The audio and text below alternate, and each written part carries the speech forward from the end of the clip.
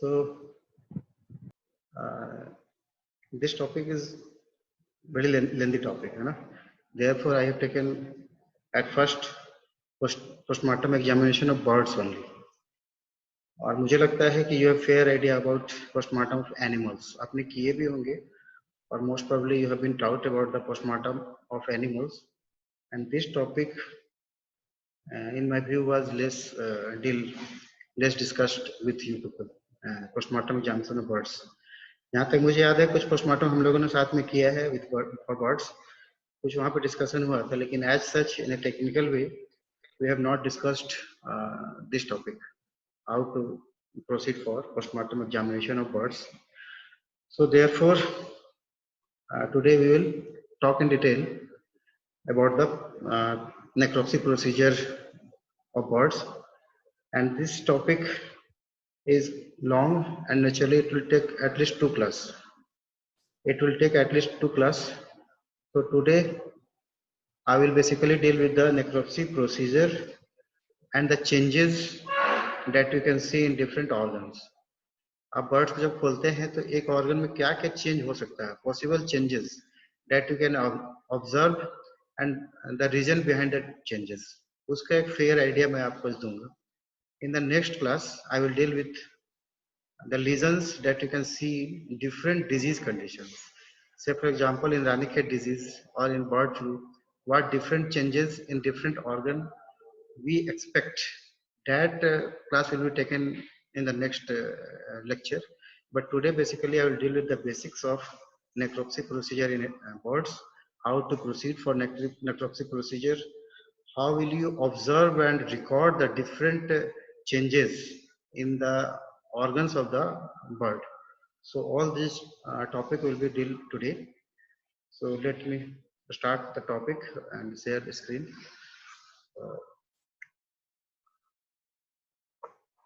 So the topic of today is postmortem examination of birds, and I have written it is a part 1. Naturally it will take 2 or even 3 class. So it is the first class regarding necropsy procedure of birds. So when you are asked to conduct postmortem of a bird, most possible is there can be 2 conditions. In one condition you will get a bird, a died bird in your office or in your department, and you will be asked to conduct the postmortem and give the report. This is one condition. And in other condition you may have the opportunity to visit the farm, poultry farm, where the mass suffering is happening, where the mass mortality or mass symptom is being observed.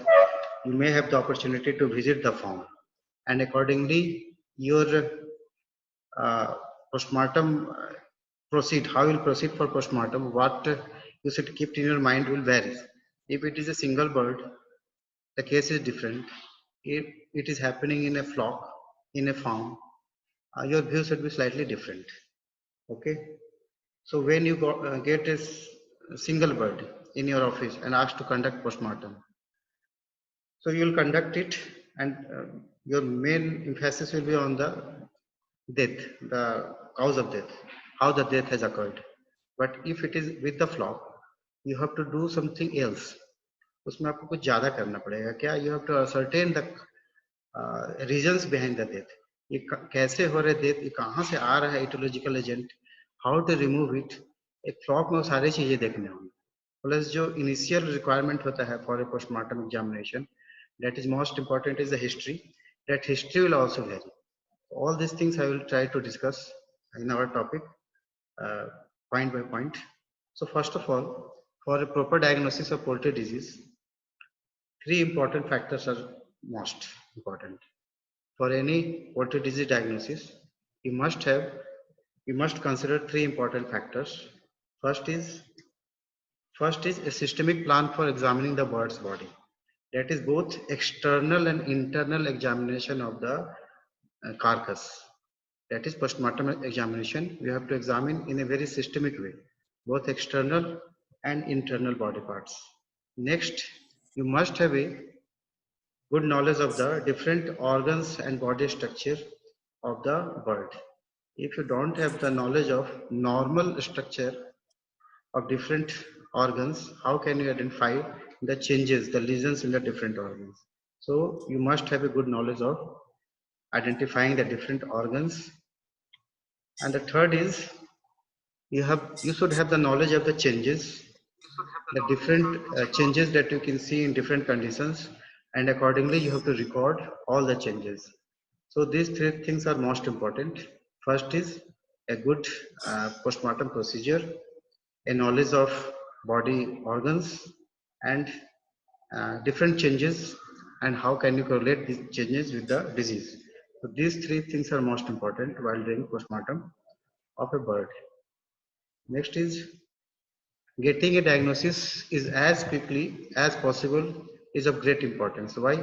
आपको जो flock honour होते हैं, जो bird honour होते हैं, जिसके पास बहुत strength में जिसने बर्ड को मैनेज कर रखा है, वो चाहता है कि diagnosis as quick as possible जल्द हो, ताकि वो जल्द ही प्लान कर सके ट्रीटमेंट प्रोसीजर भी, प्रिवेंटिव प्रोसीजर भी और पॉलिसी मेकिंग भी कर सके. इसलिए डायग्नोसिस दो तरह के होता है बेसिकली, ऑन स्पॉट डायग्नोसिस और एक होता है लेबोरेटरी डायग्नोसिस. तो on spot diagnosis you can give at least the tentative diagnosis so that the owner can frame the preventive measures, the treatment measures, and after getting confirmatory diagnosis, it can accordingly change its different policies. So on spot, you must give a tentative diagnosis as early as possible. Next is, as I was saying, two categories. During investigation, there are two basic problems. First is postmortem based or laboratory finding.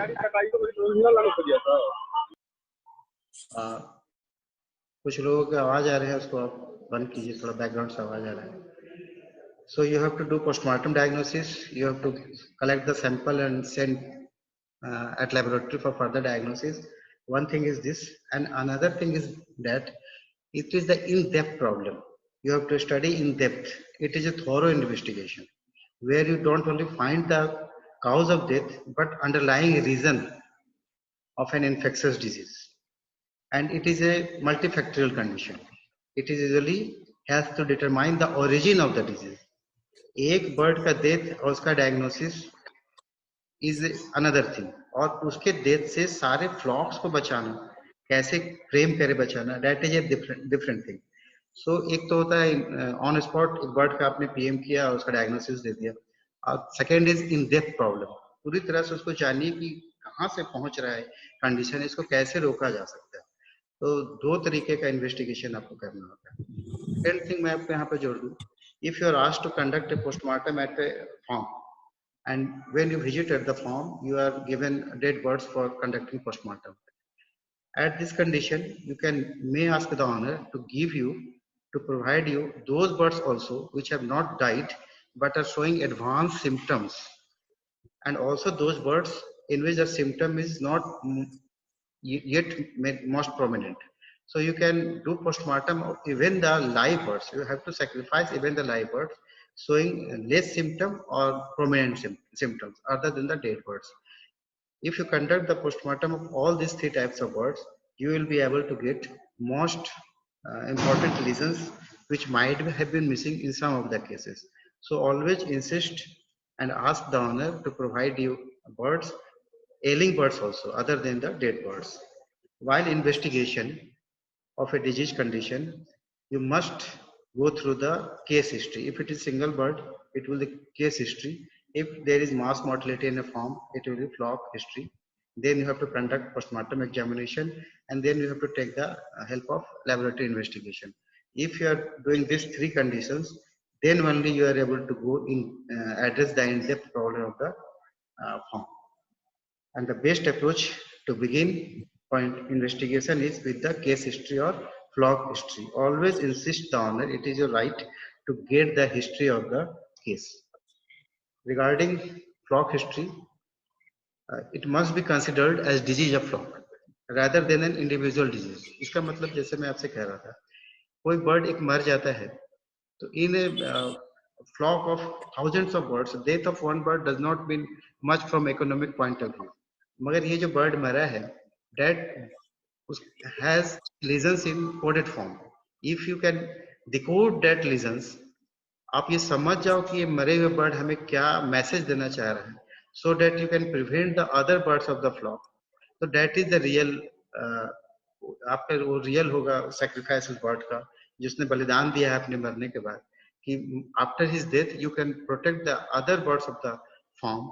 So as a veterinarian you have to decode those lesions in the form of the probable disease. जो भी changes आप देखते हैं एक birds में, ऐसा नहीं है कि एक बर्ड मर गया, it is not a big problem.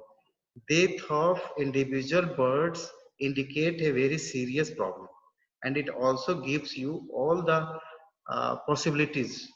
If you can decode those changes, that can be help in preventing the further death. So flock history is must. During taking history, you ask for the mortality rate, mortality pattern. You ask about the egg production, egg quality, hatching problems. Observe the farmhouse. You move, wander in the farmhouse and see the different environmental condition of the farm, and also ask some questions with the people involved in the farm.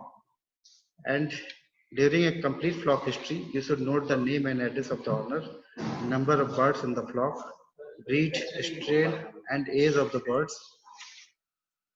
Regarding managemental information, you should have a fair idea about the vaccination history, feeding program, type of operation, hatchery source, and next information on the illness of the birds. That is the date of illness, severity of the birds affected, number of bird affected, the number of bird died, any sort of treatment given, any sort of previous disease in the flock.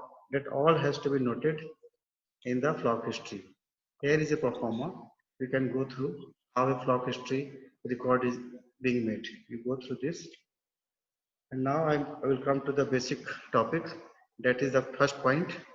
That is a systemic plan for examination of the bird's body, which is better called as necropsy examination or postmortem examination. So let us introduce the topic. So it is an important tool. EM examination is an important tool to establish the cause of death and the different contributing factors leading to the death of the birds. Next, you must use the data and the results obtained by postmortem examination for treatment and prevention. It is also used in making policies for further preventions. And one thing you must note that the basic principle in necropsy examination for all animals or birds are almost same. But due to some anatomical and physiological difference in birds, we have to study necropsy examination in birds as a separate topic. However, the basic principles remains the same. Also, in different species of birds, you should have a slight knowledge about their anatomical differences to have a good record. Next, you will need some materials, some chemicals during the necropsy procedure. This can be scissors, like blunt scissors, sharp scissors, curved scissors, and different types of knives, blades, bone cutter, saw, forceps. You will need different types of trays. You may need magnifying lenses. You may need some spit lamp, cotton swabs, containers for collecting the samples, fixatives like 10% formalins, your saturated salt solution.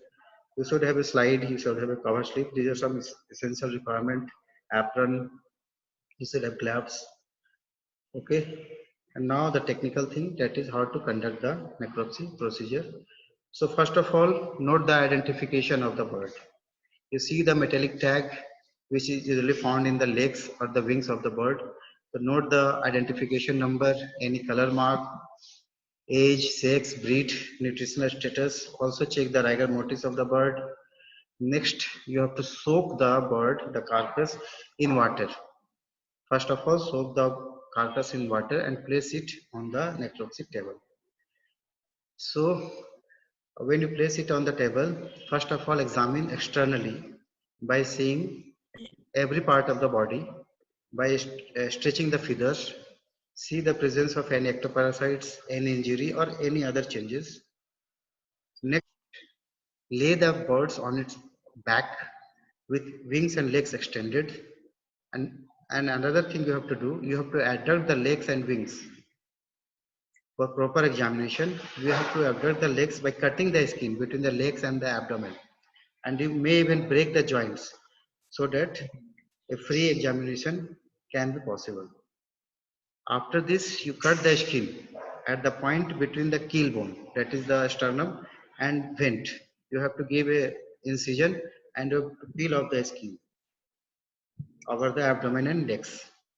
When you have peeled off the skin, you examine the muscles, particularly muscles of the thighs and sternum. Next, you cut open the abdomen by giving a incision transversely between the keel and the vent. Remove the sternum by cutting the paired bones. After this, the mouth is opened and incision is given through the pharynx, and the esophagus and the crop is cut open. After then, remove the stomach and the whole intestine in one piece, cutting just above the esophagus and just below the cloaca. Give incision just anterior to the proventriculus and just above the cloaca, and remove the whole stomach and intestine in one piece for examination. Next, remove the different visceral organs like liver, spleen, kidney, and examine them superficially. After superficial examination on the surface of the different visceral organs, you may incise the organs to see the cut interior changes. After this, you open the nasal cavity by cutting the beak transversely near its attachment to the skin, and with the help of a pointed scissor, incise through the opening on either side to expose the infraorbital sinus. Infraorbital sinus gives a fair idea about sinusitis. So you must see the infraorbital sinus while conducting postmortem examination. Next, open the trachea. After this, you have to extract out the lungs from the thoracic wall. Expose the brachial plexus and sciatic nerves. It is important in case of some, particularly this Marek's disease. You have to examine the brachial plexus and sciatic plexus. So you have to expose this. If you remember, some of you might have attended the class. I have demonstrated the brachial plexus and sciatic nerves during postmortem of birds. Now you open the major joints and examine thoroughly. You have to open the brain also and examine the brain.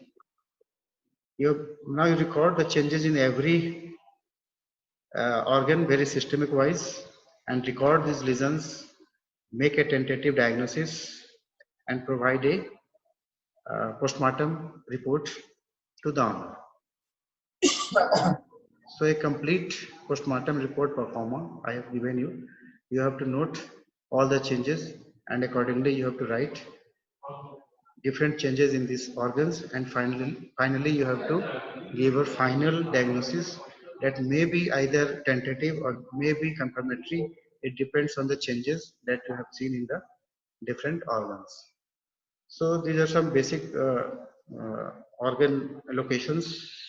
If you open a bird, you can see there is a heart, there is the location of thyroid, it is the trachea rings is being shown. Beside the trachea there is esophagus, and in the abdominal cavity you can see large liver. Just below to the liver you can see the proventriculus.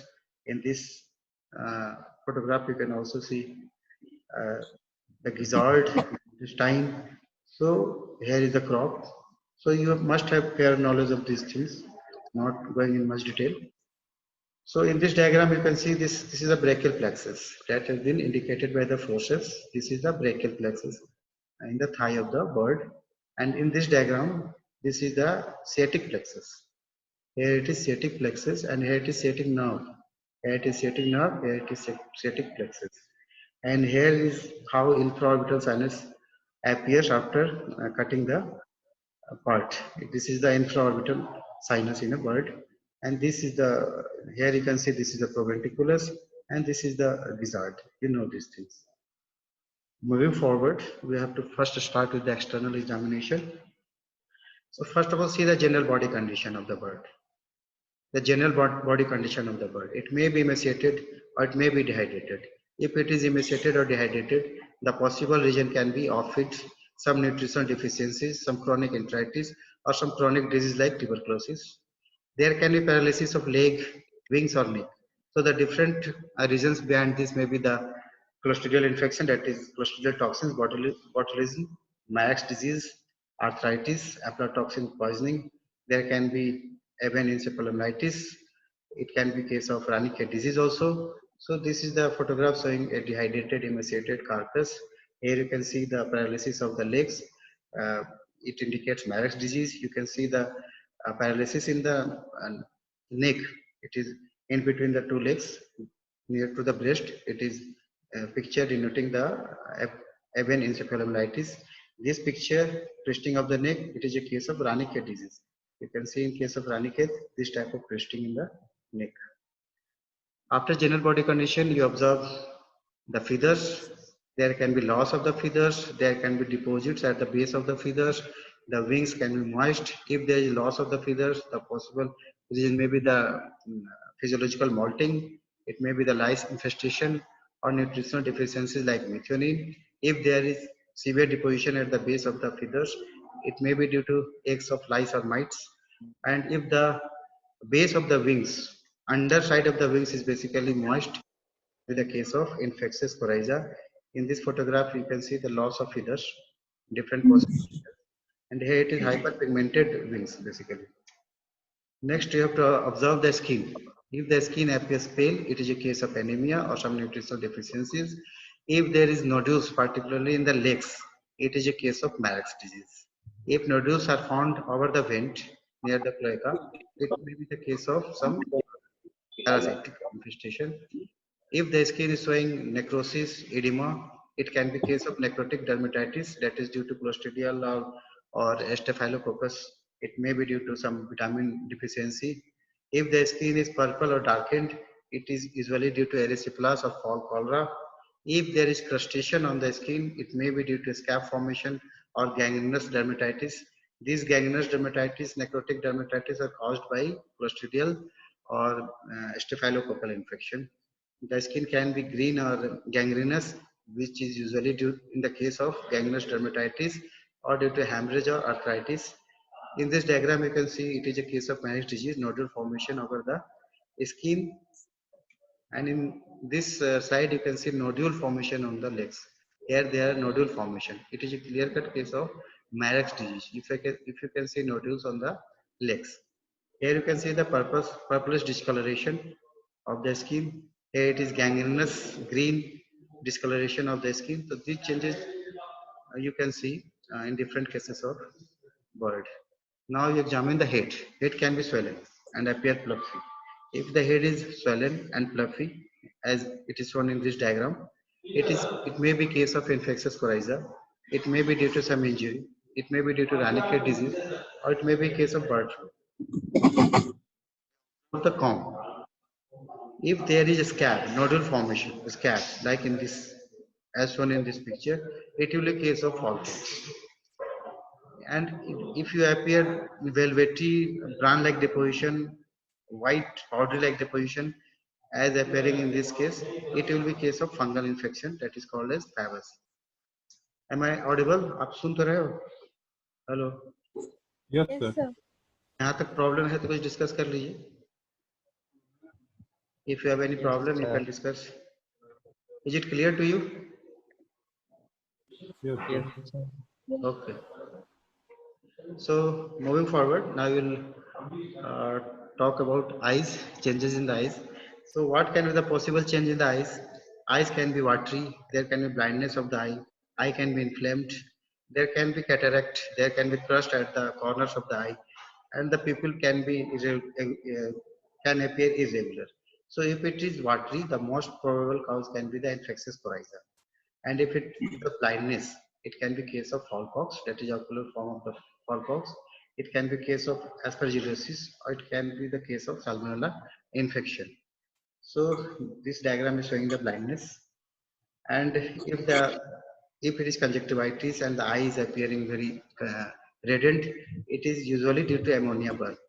In a litter, if in a litter farming, if you do not remove the litter for a long time, it will lead to ammonia production and it can cause burning sensation in the eye. Other than this, some disease like Rannicate disease or deficiency of vitamin A may cause reddening of the eye. Cataract is developed in case of avian encephalomyelitis or epidemic tumor, and there can be crushed due to some deficiency of vitamin A particularly, and particularly these people appears irregular in case of Marek's disease. So this is the condition of irregular people, and there can be blindness. It indicates the case of Marek's disease. This is the blindness probably due to you see cataract formation in case of avian encephalomyelitis. I have about 9 minutes time. खत्म हो जाएगा तो मैं आपको 15-20 minute के लिए दोबारा जोड़ूंगा. Okay.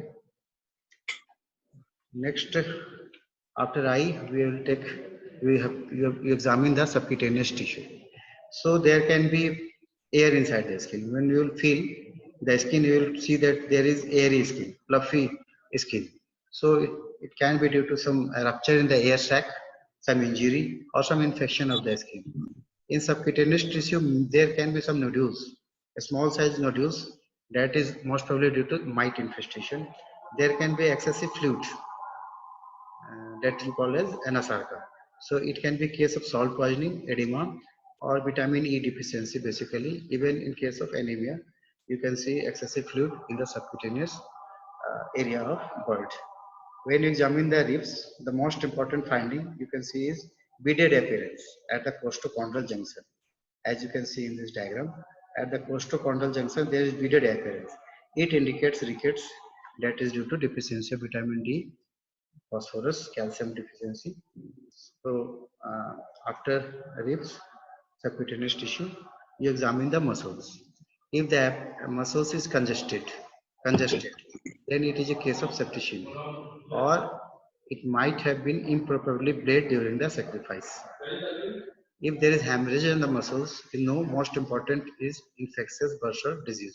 In IBD, there is hemorrhage in the thigh muscles particularly, but it can also be in case of mycotoxicosis, erysipelas poisoning, IBH, inclusion body hepatitis due to some injury. If the muscles appears dehydrated, it lack of water. In case of coccidiosis, also there is dehydration of muscles, and tumors in the muscles indicates Marek's disease. Here you can see hemorrhages on the thigh muscles and pinpoint hemorrhages on the sternal muscles also. So this is a case of IBD. And in this diagram, you can see a small nodule formation over the muscles. So it is a case of Marek's disease. And now we'll talk about the changes in the legs. If the legs are bent, it is a case of rickets, most common. If the bone is thickened and enlarged, it is a case of liquid leukosis, that is osteopetrosis.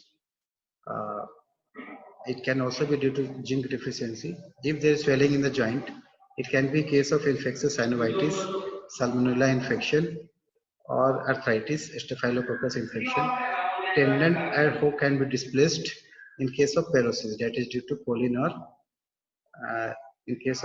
or manganese deficiency.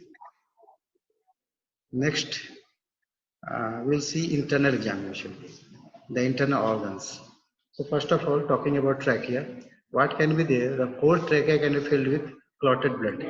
If it is the case, like it is showing in this diagram, it will be the case of infectious laryngeal tracheitis. The whole trachea will be filled with clotted blood. If there is blood but not clotted and not severe bleeding, it can be case of Rannicate disease, like you can see in this diagram. Okay. If there is also mucus along with blood, it will be a case of CRD, chronic respiratory disease. Different nodule formation in the trachea, particularly in the upper part of the trachea, it will indicate Fowlpox. In case of Fowlpox, there is nodules on the upper part of the trachea.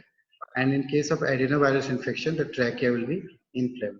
This is the diagram showing the what in the case of Fowlpox. This is the case of ILT, infectious laryngeal tracheitis. These changes you can see in CRD and even in the bird flu or CRD or Rannicate disease. Now, Talking about air sacs, the air sac can be foamy, purulent, or thickened. In case of coli bacillosis, CRD, Newcastle's disease, and fall collar. It can be nodules. There you can see, you can observe nodules, small size nodules. It will be a case of fungus infection, particularly aspergillosis. If it is foamy and froth is found in the air sac, it is a case of infectious bronchitis. Some nodules can also be formed in case of air sac mite or some other air sac disease or infectious coryza. Air sac, air sac appears cloudy in case of laryngotracheitis, in case of influenza और Newcastle's disease. Just 4 minutes रुक जाइए उसके बाद हो जाएगा ना ठीक है. So cloudy appearance appear in the case of laryngotracheitis, avian influenza and Ranichet disease. And see the lungs. A small nodule formation, as you can see in this diagram, a small miliary nodule formation, it indicate the case of aspergillosis. If it is consolidated, red, hardened, naturally it will be case of pneumonia. Now examine the crop. If in the crop there is white cheesy-like growth, it is a case of fungal infection that is called as moniliasis. In this diagram, you can see here. In this diagram you can see the change basically in the mouth oral cavity, but this further extend in the crop. So this white cheese-like growth will found in the crop. In case of moniliasis, if the crop is very dry or slightly moist, it is a case of dehydration, acute loss of water. If the crop is distended with fluid, it is a case of drop crop or figurating. If the lining of the crop is highly thickened, it means there is the infestation of Capillaria parasite, roundworm. Regarding proventriculus, most important, if it is swollen and enlarged, it will be a case of necrotic enteritis that is due to Clostridia or Staphylococcus infection. But if there is hemorrhage, it can be the case of bird flu, it can be the case of Ranichet disease, or it can be the case of spiropitosis. In case of Ranichet disease, the hemorrhage will be in the tip of the proventricular gland. In case of spiropitosis, the hemorrhage will be in between the gland, linear hemorrhages. And in case of bird flu, the hemorrhage can even seen on the serosal surface of the proventricular gland. So this is a case of, this diagram is a case of Ranichet disease, Newcastle disease. You can see pinpoint hemorrhage on the tip of the gland. But this is a case of bird flu. Here you can see diffused hemorrhages, not on the tip of the gland, but diffuse hemorrhage. So it was a case of bird flu. Regarding gizzard, if you see excessive fiber, grit or litter in the gizzard, it is a case of infection. If there is erosion in the lining of the gizzard, it can be case of necrotic enteritis, some non-specific enteritis. It is normally in the young birds and when they are given fed with the fish meal. If the muscle of the gizzard is degenerated, it is usually found in the case of selenium deficiency. And if you try to peel off the filterized layer of the gizzard and you are not even successfully peeling the lining of the gizzard, it indicates necrotic enteritis. So this is the gizzard and this is the keratinous layer of the gizzard. If it is usually peeled off when you try it with a force, but if you cannot peel it off, it will be a case of necrotic enteritis. Next to this is the intestine. So many changes you can see in the intestine, like presence of some roundworms, like thickening of the wall. There can be different types of hemorrhages. There can be ulcerations. There can be different types of contents. Accordingly, the regions will vary. So most common presence of Escherichia in the intestine you might have seen during the postmortem. If the intestinal wall is very thickened and mucus, it can be a case of Capillaria worms. However, you can see the capillary in the intestine at this time. And if there is hemorrhages, different type of hemorrhages, pinpoint, linear hemorrhages, widespread hemorrhages in the whole part of the intestine, it can be case of different type of coccidia, salmonella infection, or even Ranichet disease. Widespread hemorrhages in the intestine. If it is a case of Clostridia, there will be blotchy hemorrhage. Blotchy hemorrhage means along with the hemorrhage there will be a layer, a deposition of the layer. So it will be a case of Clostridia. And if the hemorrhage, if the intestine appears red and white dots, it will be a case of a different type of Eimeria, that is Eimeria Nicatrix. So now it will be auto cut. I will join you for next 15 minutes. So seconds are being remaining. If there is ulceration, it will be a case of ulcerative enteritis. And if the intestine is collapsed and glued together, it indicates heat stroke and acute lack of water. If there will be small white bodies, it will be a case of different type of coccidia, that is Amelia acerulina. Green contents in the intestine indicates low feed intake and bile. And second, if the duodenum appears red and velvety, it is usually normal. A duodenum should be red